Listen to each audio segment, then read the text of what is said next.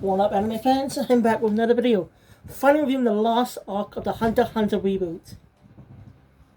So far, that is. Last arc so far. After all, this story is not done. As you know, Hunter x Hunter has a nickname, Hiatus. Because Takashi's known for taking hiatus most of the time when he's doing Hunter x Hunter. But he's still planning to continue to finish the story. And probably after that, he's no longer going to be doing manga. That's sad, but it must have burned him out. That can be understandable. He had to deal with struggle with his health, you know. But I cannot wait for the episodes to return. I'm finally caught up. And episodes will come out sometime this year. Either later this month, next month, or December. Since it's come out in 2022, it's either so as 3 months. Anyway, this is the 13th chairman election arc. It's got a great focus on Killua. Gon's mostly absent throughout the arc, up until episode 9 of the arc,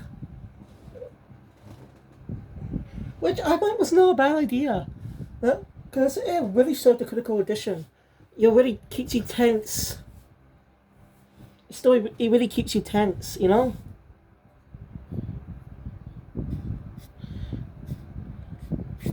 And well, what we see glimpses of, too. And we even get a return of a character we haven't seen for a while. So, let's begin. Now, as you remember, during the Battle of Chimera Ants arc, Gon's rage somehow took Gon's rage against Pitou out, grew stronger, causing him to age his body up. But it has good downside too. It could have a very negative effect on his life. Could kill him. It's a dark power he put on his name. Or just to beat Pitou and save Kite. Well, Kite does appear in the arc. Now, it actually does get a little explanation of something I thought about. But get to that later. I want to mention something. About what happened to Kite last time. Something that bugs me, something that used to bug me after I thought about it, which was a few days after I finished the arc. Last arc.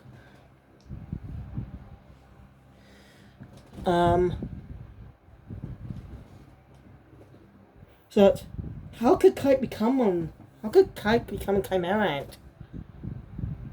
Or was he a Chimera? I think this arc's again in that what we saw last time.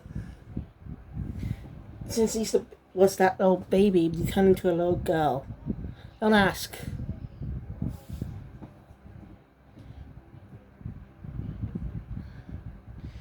So yeah, this may seem like a fitting finale for the series, with Gon finally accomplish his dream, accomplish something he set out to do from the beginning. Meet Jean. Yes, Jean's in this arc, as we saw last time. So of course Gon and Jean had to interact. But the way it ends makes it seem like a fitting finale, but not so much, because there's still a lot of loose ends to wrap up. There's still a lot of loose ends that the story needs to continue with. The Zoldyck family, that's the Karaku's revenge on what the Carter clan, the fight against the spiders.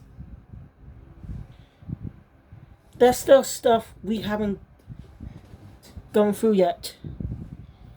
When we wrapped up, so obviously the story's not over.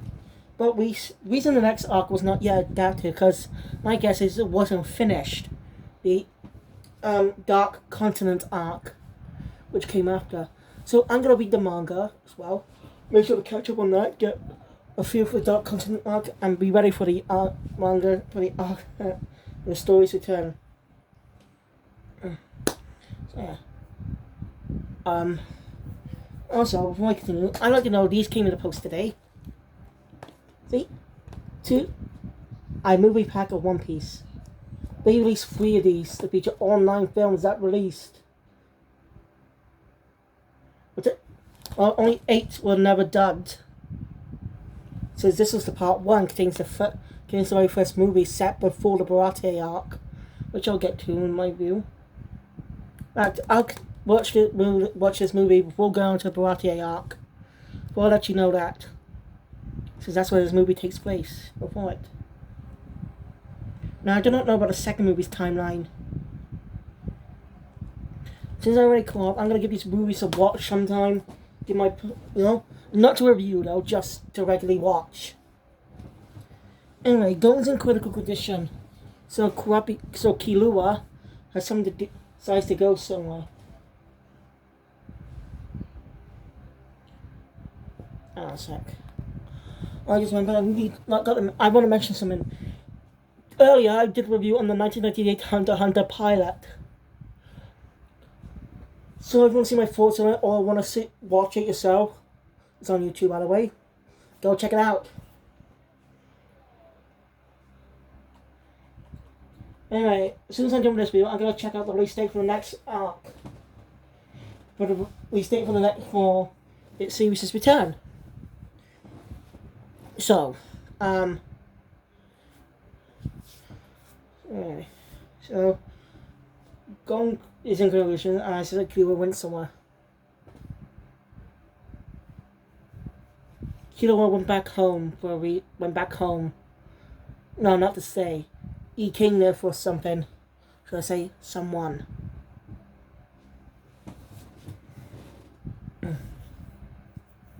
Since this arc mainly focuses on him, and the characters are in the intro. But before we get to that, we gotta focus on the main point of the arc, the election. As you remember, Chairman Netero died during the battle against King Meruem of the Chimera Ants. And now they're holding an election for a new chairman. Such as the wish of Netero before dying. Netero recorded a message before leaving to fight the ants.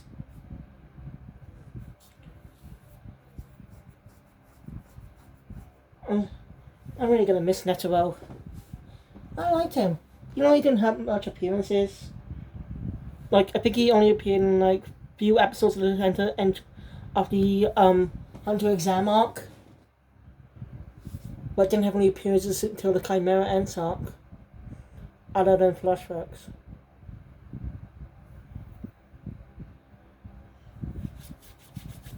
Anyway, Gene's part of a group called the Zodiac. People Netero trusts well. To help run things while he's not there. Each person has named after the Chinese Zodiac. They're all named after specific. They've all been given names of animals of the Zodiac. Some of the dedication Netero changed their names to that specific animal. Also changed their appearances. And so it's literally what the narrator says. It explains some of the characters' looks. Now the others are not exactly that important.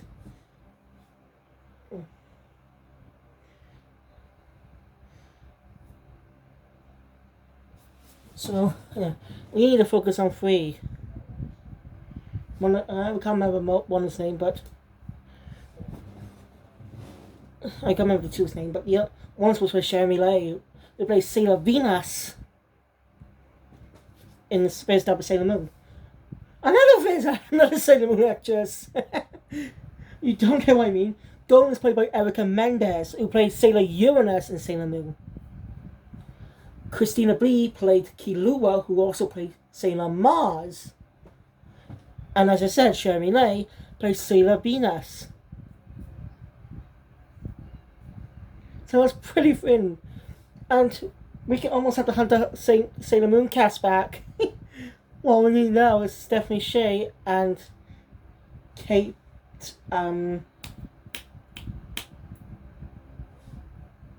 Mendes? Kate Mendes? I can't remember her name now. The one who plays Sailor Mercury. We have two Sailor Scouts. Also need Amanda Miller, who's currently voicing Boruto. So we need them next to complete the Sailor Moon cast. Christina Lee didn't just play Killua, she played one of the Zodiacs too. So anyway, it, I do like Gene's dub voice. Shame it's not Yusuke's actor. It would be much more of a nice little acknowledgement. Well, as I said, probably wasn't intentional. He looks strangely like Yusuke Urameshi. So like going a younger Yusuke. I've never seen what Yusuke looked like as a child, by the way. Because I'm not that fan of Yu Yu Hakusho. Oh yeah, and I say, I gotta continue watching. It's been a while, so I'm back to you. What's your story? So then I'm done with Hunter x Hunter. Of course, I got the 2 movies to review as well. Just be on the lookout for those. So,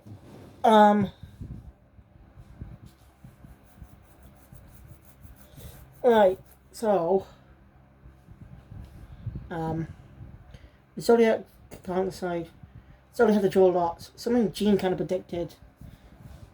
He's pretty smart. And when he's only doing this for fun. One who looks like once a smug bastard. Can't remember his name, but he has blonde hair. He smiles a lot.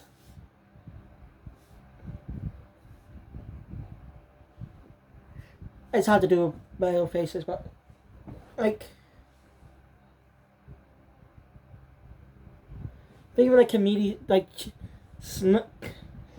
cheeky smiles or smiles of a schemer. Most of the time, something like that. But his eyes are not that. You get the point. He's basically, I'm just calling him Rat for now. Yeah, I'm gonna call Dog because those are their zodiacs. Aye. Rat is a total smug bastard. As Gene points out, he doesn't care about winning or losing. He doesn't care about winning, but he doesn't like to lose. You follow me?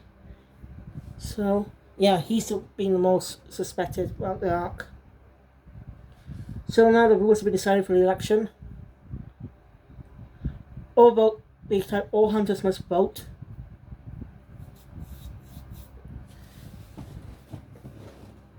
And the votes must go at to 50%.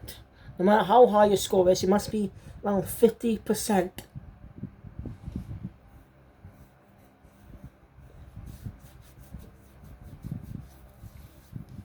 So, anyway,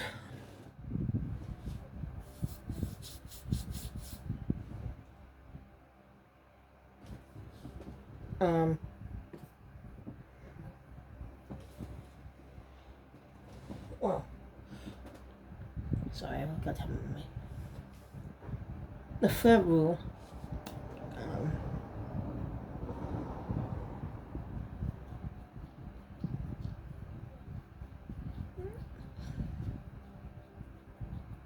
so yeah, if the points don't meet the criteria, like up to 50%, then they have to hold a retrial, re-election. You get the point. So yeah, the fourth one I forgot. And the fifth one someone G made up. But he's smart. He only did that so no one can suspect anything from him. He doesn't want to be chairman. Makes sense because of Gene's personality. But he's not a bad guy. I'm sure he's going to be appearing more in the future. I'm curious to see his Nen abilities. Like, what can he do? Again, we never see him fight.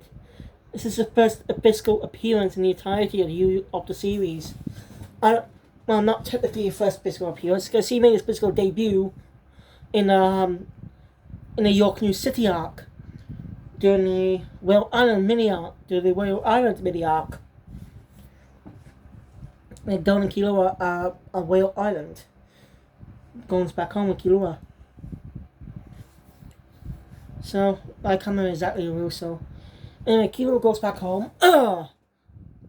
Because Lumi mentions to Hisoka that the Zodiac family has another brother. Might be a mistranslation, by the way.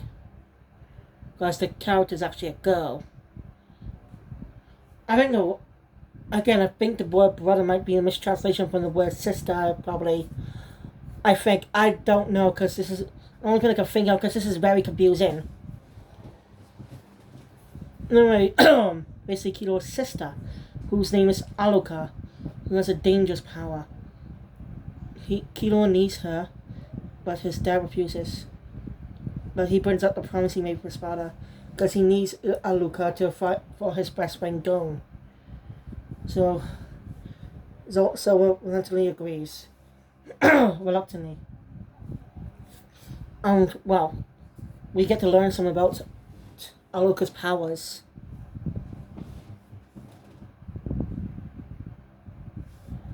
Every conditions we must select. I don't think they're Nen abilities. They don't mention it as Nen. No, so his power is mysterious. Makes Alluka dangerous. Basically, Alluka has another side which Kilo calls Nanaka. Nanaka could grant any wish.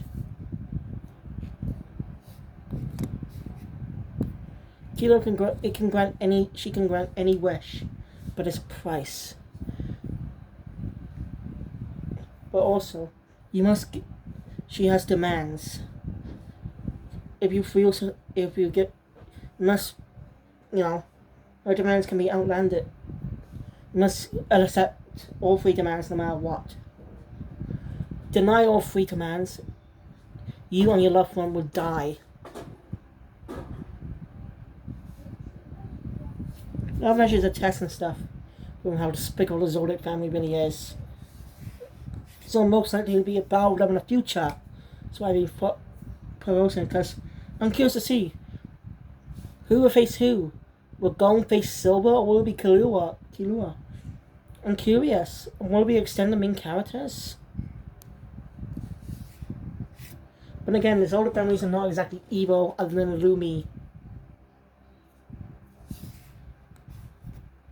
Illumi wants Alluka dead. So, only Kilo knows a way to help him out. So at the playing time, there's a lot of things going to skim over. So, Silver reluctantly agrees for Kilo to take Alluka with him, under condition that he's under level 4. Because Kilo mentions that the sport places out he must be pissed. Basically, level 4 is, but a group of butlers must accompany you.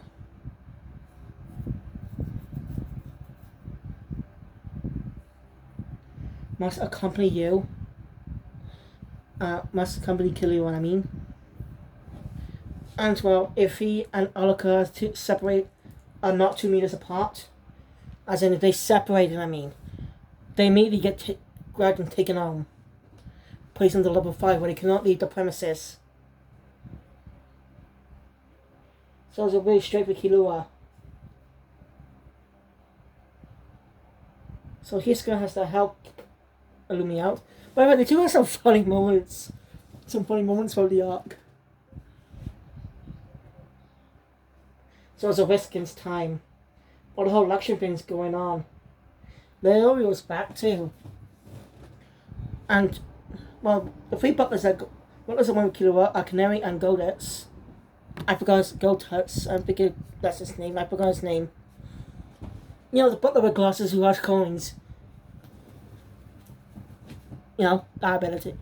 It's basically he uses them with his Nen abilities too. Similar to how Hisoka sometimes uses cards. He has bungee gum.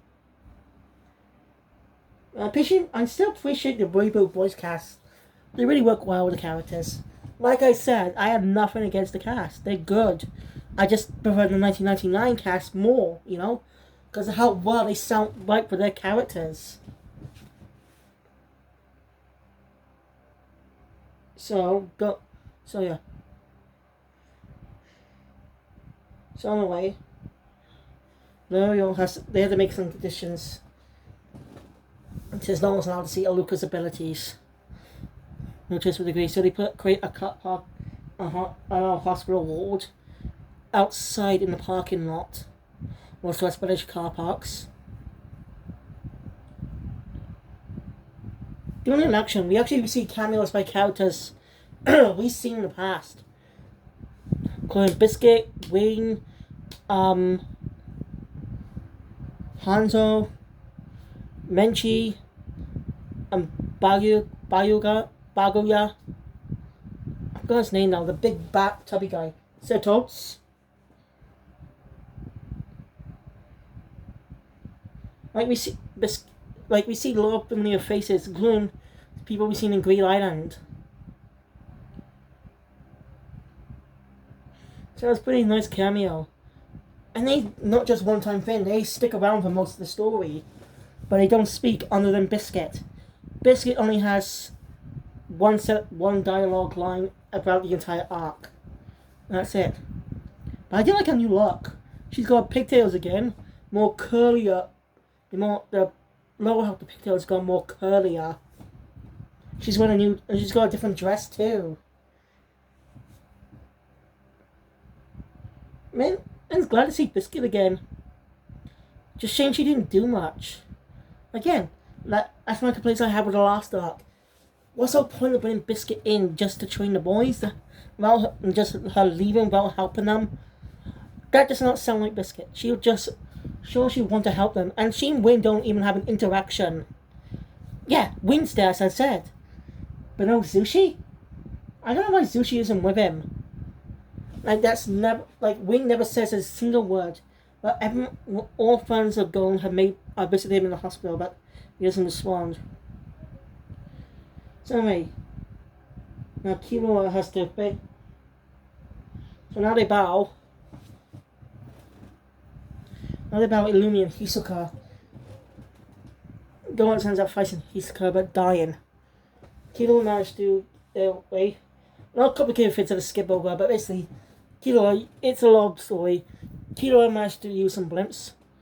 One of the butlers can turn into any vehicle, which is pretty cool. She's a human transformer. That's a pretty cool Nen ability. So I'm sure we'll see these guys in the future. I don't think Canary has any Nen abilities. We only see her use her staff.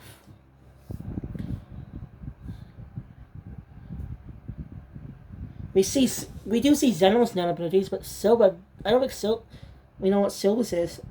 We do get to see Illumis now. So, while the Hunter Association has to send out people, but they're easily killed by Hisoka and Illumi.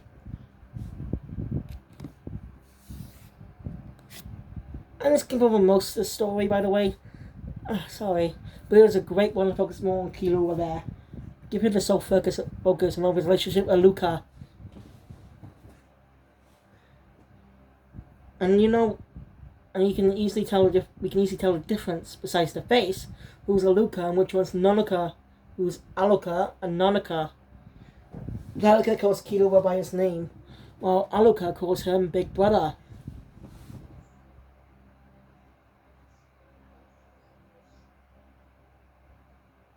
So, anyway, they managed to arrive and heal Gon up. Meantime, during the fiasco, Lurio asked Jin some questions, and while Jin's non-straight answers and stuff, just Jin being Jin, really pissed Lurio off, demonstrated his Nen ability. What I could see is, basically he could create a sword portal. His Nen can create a portal for his fist to travel through. That's all you see of it though. We don't get a hint on what it can do and stuff. We can only guess on what we see. We don't even know what it's called. So Lurio must have done some nin training while studying. And this arc really sets Lurio up as a great character. For those who thought he was underdeveloped. I understand that part, but this arc gives him some really good things, making him more memorable. He kind of ended up being running the chairman, becoming part of the election, or becoming a chairman. Don't ask. That just somehow happened. Not even Lurio understands how that happened. He just punched Jin and everyone was happy about that. There's a whole lot of complicated thing going on. Pastel as his name. So yeah, in the final part of the election, since Leonard doesn't care, he just wants everyone to help him save his friend Gon. See, I really like this arc layer, this arc. Anyway, Jono's he tried to call Kurapika since Melody was there as well, by the way. And some of the other gang members that survived. The big muscle guy with a weird beard and pompadour. The poetry guy. Since most of the other bodyguards are dead. Died in the New York U City arc. I thought he died too. I could be wrong though. It's been a while. But I swear he died. Yeah. So yeah, I'm wondering why Kurapika wasn't there, but someone's definitely up with him. What the glimpses we see of him, he's sitting in some room. He's sitting on a chair in some room staring, with his eyes red. Like he's very stressed. So, what makes us wonder why he's so stressed? I thought Kurapika was the lead. Again, Kurapika did have a fever in New York in the Great Island arc. Well, he wasn't being all good when we last saw him. Seemed a little bit okay when we saw him later in the Great Island arc. But I don't know, maybe he still has some worries inside of him. So, that's weird. Anyway, Leonard's happy that Gon's back to seeing him. And Conan started talking to Jean. I think it's a funny conversation. The Gon apologizes for what happened to Kite. It's kind of a funny, it's really hilarious in a way. Jean being caught off guard. That's a first. Oh, we even see characters that appeared in Green Island. Don't forget, the big curly guy, one of Jean's friends. Who really did not like Jean for what he called him. The name he was given. It's kind of silly. I don't find out things. The audience is kind of pissed with some of Jean's responses. It's hilarious. But Jean told Gon not to blame himself for what happened to Kite. Kite underestimated the opponent. Something he blamed himself. Oh, that's why he told Gon to run in the first place. Right. Kite severely underestimated the enemy and that got him killed. By the way, it turns out it was Jean who taught Kite about his nen abilities. And how great that ability. As you remember from the last arc. He really finds the feeling annoying. He's going to be able to wonder why did he make it that way in the first place. But now we can guess why. Because of Jean. Now Jean does mention something. That there's a special number that only appears when he doesn't want to die. Because last time we saw him, he only got the luck of number 3, which is not a good weapon. So that ability can be a double-edged sword. You can get good stuff, but you can not get any good weapon in case you get a battle. So it's a real risk, that ability. I don't know why he decided to make it that way. Unless Jean wanted him to do it. Because he probably thought it'd be more fun, to get what you're not expecting. Have an unpredictable ability. Now you think about it, it makes a lot more sense. So yeah. He tells Gon to go to Kite and apologize. And make it up to the only way to make it up to him is to promise not to let him happen again. We get to see Kite more older now. He's been turned into a girl for some reason. So that ability somehow must have gone to survive. So, oh my god, it must be something to do with the soul. Most likely, the ability has something to do with him his soul going out to his body. Causing it to go inside the body of a chimera and that's still inside the queen. Or create a new body. I don't know. We don't get an explanation about that part. And we've seen a new Kite, who was a young redhead girl. It just weirds me out. But Kite forgives Gon. So weird that he's now a young girl. We do see his crew again, but I'm sure we get to see him in action someday. So anyway, Gon's gonna meet his dad. He's gonna meet Jean. Now Killua is gonna tag along with him, but he had to do something first. Take care of Illumi. Illumi is sent back home, and he told Nanako not to come out anymore. Alaka was real mad, as mad at Killua for saying me, making Nanako cry. Killua apologized to Nanako, which was an emotional moment. You know, that Nanako and Alaka will live peacefully together without granting any wish. I find that emotional. Anyway, the three travel to the big tree together, where Gon and Killua go their separate ways. Anyway, Gon found out that it was Alaka and Nanako who healed him. When we saw his arm, when Nanako was going to heal him, it was all shriveled up. It's very horrifying. You don't see Gon's face in entirety of it for that scene. It's covered in bandages with blood on it. It truly is a dark arc. It's a good comedy, but it's truly dark. No, Gon's still young. He can't die. I wonder if the finale will be a time skip. Like we get a time skip episode. Like say Demon Slayer's final chapter in the manga. There's a mini time skip where we see the descendants of our main characters. We wonder what's going to be doing the same because I just hope they're not going to do the same as create a sequel series focused on the descendants. Because that's getting too old now. First Naruto and Dragon Ball. Well, technically, Dragon Ball switched around. Technically, still focused on Goku, but you get the point. So, yeah. A suggestion going on in the manga there's going to be a time skip in My Hero Academia. That's going to be interesting. Yeah. Gon meets G, and they have a nice chat. We learn why G became a hunter. Because of a special little place that is very rare in a way. It's very private. It's basically watching these series to real. It's an entire good scene. It takes up half the last episode. Episode 148. So, yeah. And then, by the way, episode 148 doesn't have an opening. And the credits are not the same credits as the ending.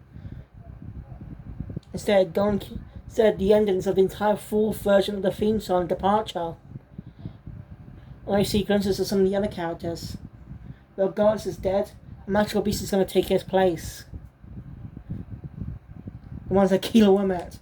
You know, in 147, there were flashbacks with time Gon and Killua had. This is the first time they ever separated. Because don't forget, the characters have separated before, but they always stayed together. Zombie Family Arc does not count. Like Heaven's Arena, York New City, Greed Island, Chimera Ants. Gon and Killua always been together because they're best friends. Well, that's where the arc ends. And doing so, we actually see what Kurapika's looking at. The eyes of the Kurta clan. Something we haven't seen in quite a while. He's wearing a new outfit too, a suit. And well, that's it for Hunter x Hunter for now. I got the 2 movies to review as well, but until the next series premieres, there'll be the movies with the last one I review of the Hunter x Hunter anime. So, thank you guys for watching. If you enjoy my content, so please hit the thumbs up button. Once you know, subscribe to the channel, hit the notification bell. You'll be up to date all news that comes in the future. And so I didn't give a good explanation, but watch the final arc yourself. You'll watch the entire series here, all 5 parts on Blu-ray. Because I already have them all. But I'm going to be watching them in Japanese sometime. So, thank you guys. I'll see you all next time for Delicious Planet Pre-Kill and Digimon Ghost Game. Joe Phoenix out.